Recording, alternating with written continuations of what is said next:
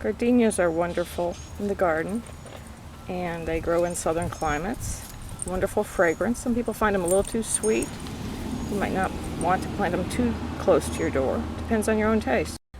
This plant has a lot of common names.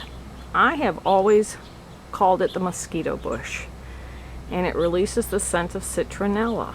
However, that might not be the name you know it by.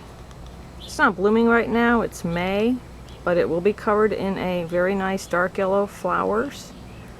Hopefully within a month, maybe? We'll see. You never know with Mother Nature. Sweet almond is one of my all-time favorites in the garden. Of course, I can't translate the scent to you through the video. Maybe we need a scratch off. But very light, very clean. It's kind of like one of those scents that you turn around and you go, wow, where'd that come from? I like that. So, to be honest, the bush itself is nothing exciting. Kind of a little bit of a plain Jane, but well worth it to have this type of fragrance in the yard. Semi-deciduous, partially dies back in the winter depending if you're in a part of the Gulf that gets freezes or not, and happily comes back every year. This particular plant is already about 6 feet tall, and it will bloom off and on all summer, which I love. Of course, roses are a wonderful addition to any garden. Not all of them have a scent though, so do a little homework. Make sure the variety you're picking up has the fragrance you're looking for. But you know what? If you accidentally bought some that don't have a fragrance, wow, how can you go wrong with roses? They're so pretty. Rosemary is another favorite of mine. And of course it's a herb.